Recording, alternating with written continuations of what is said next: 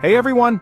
Let's talk about Russia, the biggest country on Earth. It's so big it stretches across Europe and Asia. Imagine having 11 different time zones in one country. Russia has it all: towering, snowy mountains, wide-open plains, and frozen lands called tundra. From the Baltic Sea on one side to the Pacific Ocean on the other, Russia's size has shaped its whole story. Because it's so big, lots of different cultures and traditions have grown up all across the country. For a super long time, Russia was ruled by powerful kings called czars. These czars held immense power and were often seen as almost divine figures by their subjects. They controlled vast lands and had the final say in all matters of the state, from laws to wars.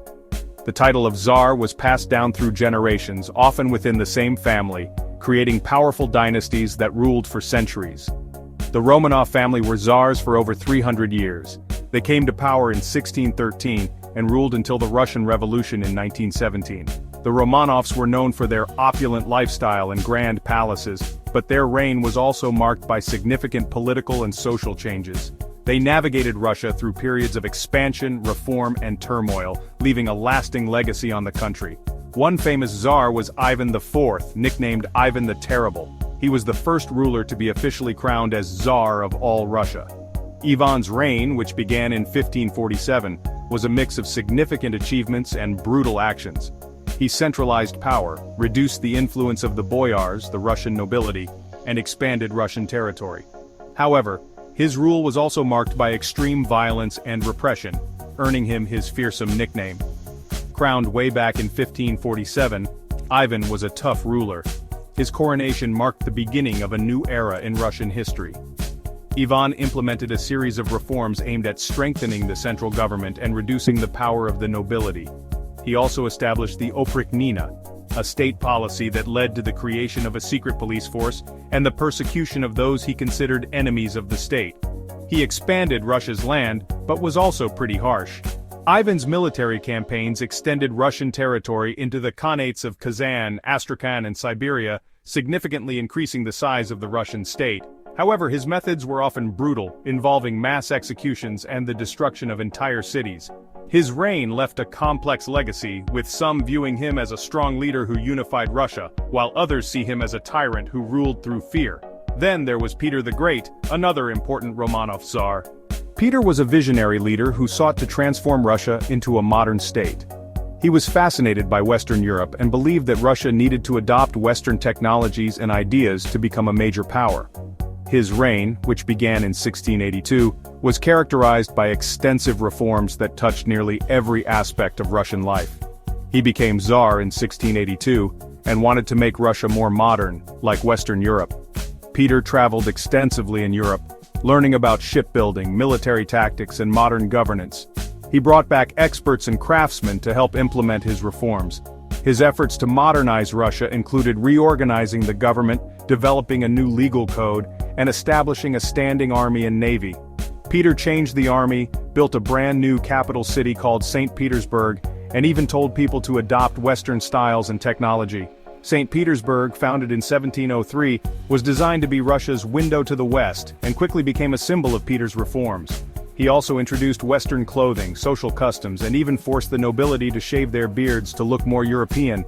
These changes were not always popular, but they had a lasting impact on Russian society. Peter's time as Tsar was a big turning point for Russia. His reforms laid the foundation for the modernization of the Russian state and society. He established new educational institutions, promoted science and technology, and encouraged the development of industry and commerce. Peter's efforts helped to transform Russia from a relatively isolated and backward country into a major European power. He made it a major world power, even if his changes weren't always popular. Peter's legacy is a complex one. While he is celebrated for his achievements and vision, his methods were often harsh and autocratic. His reign saw significant resistance from traditionalists who opposed his reforms. Nevertheless, Peter the Great's impact on Russia was profound, setting the stage for the country's future development and its emergence as a major player on the world stage. Next up, Catherine the Great. Born as Sophie Friederike August von Anhalt-Zerbst-Dornberg, she was a minor German princess who rose to become one of the most powerful women in history. Her journey to the Russian throne was nothing short of extraordinary. She ruled in the late 1700s and kept expanding Russia's territory and making changes. Catherine's reign from 1762 to 1796 was marked by significant territorial expansion. Under her leadership, Russia extended its borders to the Black Sea, annexed Crimea, and expanded into Poland and Alaska. Her foreign policy was aggressive and aimed at making Russia a dominant power in Europe. Like Peter the Great, Catherine wanted Russia to be more like Western Europe. She was a great admirer of the Enlightenment, and corresponded with many of its leading figures, including Voltaire and Diderot. Catherine sought to modernize Russia by reforming its administration, economy, and culture. She promoted education, founded the Smolny Institute for Noble Maidens, and encouraged the arts and sciences. She added a lot of land to Russia, like Crimea, and made Russia even more powerful in Europe. The annexation of Crimea in 1783 was a significant achievement, giving Russia access to the Black Sea and establishing it as a major naval power. Catherine's military campaigns were successful, and her generals such as Grigory Potemkin played crucial roles in these conquests. Catherine loved art and science, but there were also problems like serfdom, where peasants were tied to the land.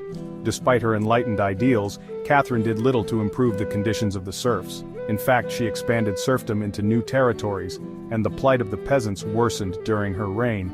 This contradiction between her progressive ideas and the harsh realities of serfdom remains a contentious aspect of her legacy. Even with these problems, Catherine's time is seen as a golden age for Russia: lots of land, booming culture, and growing power. Her reign is often referred to as the Catherinian era, a period marked by cultural flourishing, architectural achievements, and the establishment of Russia as a major European power. Catherine's legacy is complex, but her impact on Russian history is undeniable. She transformed Russia into a formidable empire, leaving an indelible mark on its cultural and political landscape. The 1900s brought huge changes to Russia. World War I was a disaster for the Tsars. It showed how weak their government was and made all the problems in Russia worse. The war was really hard on the Russian people, and everyone was unhappy. In 1917, a revolution happened. The Tsar was overthrown, and the Romanov family's rule ended after centuries. A group called the Bolsheviks, led by Vladimir Lenin, took over. They promised peace, land, and food for everyone. The Bolsheviks changed Russia completely, making it the world's first communist country, the Soviet Union. Lenin, the leader, made big changes based on his ideas. But he got sick, and after he died in 1924, a power struggle began. Joseph Stalin, a very tough leader, won the struggle. Under Stalin, the Soviet Union built factories and farms super fast, but many people suffered. Millions died because of the changes in farming and because Stalin got rid of anyone he thought was against him. After Stalin died in 1953, things got a little better in the Soviet Union. The oppressive regime that had characterized his rule began to loosen its grip, and there was a slight easing of the harsh policies that had defined his era. People started to experience a bit more freedom, and there was a sense of cautious optimism in the air. However, the fundamental structure of the Soviet Union remained unchanged. But it was still a country where only one political party was allowed, and people didn't have much freedom. The Communist Party maintained strict control over all aspects of life, from the media to the economy. Dissent was not tolerated, and those who spoke out against the government faced severe consequences. The KGB, the Soviet secret police, kept a close watch on the population, ensuring that any potential threats to the regime were swiftly dealt with. By the 1980s, the Soviet Union had tons of problems. The economy was bad, the government was corrupt, and people were unhappy. The planned economy was failing, leading to shortages of basic goods and long lines for bread and other essentials. Corruption was rampant, with officials often more interested in their own gain than the welfare of the people. The Soviet citizens were growing increasingly disillusioned with the promises of the Communist Party, and the cracks in the system were becoming more and more apparent. In 1991, the whole thing fell apart. The Cold War ended, and the Soviet Union, which had once been a superpower, disintegrated. The fall of the Berlin Wall in 1989 had been a significant precursor, symbolizing the collapse of communist regimes across Eastern Europe. By the time 1991 rolled around, the momentum for change was unstoppable. The various republics that made up the Soviet Union declared their independence, and the central government in Moscow was powerless to stop them. And Russia became its own country again. The Russian Federation emerged from the ashes of the Soviet Union, marking a new chapter in the nation's history. There was a sense of hope and excitement as people looked forward to a future free from the constraints of the old regime. The tricolor flag of Russia was raised, symbolizing a fresh start and the beginning of a new era. Boris Yeltsin became the first president. He was a charismatic and controversial figure, known for his bold reforms and his efforts to steer Russia towards a market economy. Yeltsin's leadership was marked by significant challenges, including political instability and economic turmoil. Despite these difficulties, he remained committed to transforming Russia into a democratic and prosperous nation, and had the tough job of changing the economy. The transition from a planned economy to a market-based system was fraught with difficulties. Privatization of state-owned enterprises led to widespread unemployment and social unrest. Many Russians struggled to adapt to the new economic realities, and the country faced significant hardships. However, these reforms also laid the groundwork for future growth and development, setting the stage for Russia's eventual emergence as a major player on the global stage. Russia has lots of different people and cultures. Over 190 ethnic groups live there. Most people are ethnic Russians, but there are also Tatars, Ukrainians, Bashkirs, Chechens, and many more. Each group has its own language, culture, and traditions. This makes Russia a very interesting place, but it can also be challenging to keep everyone united. Russian culture is amazing. It's been shaped by its huge size, long history, and all its different people. Millions of people speak Russian, and it uses a special alphabet called Cyrillic.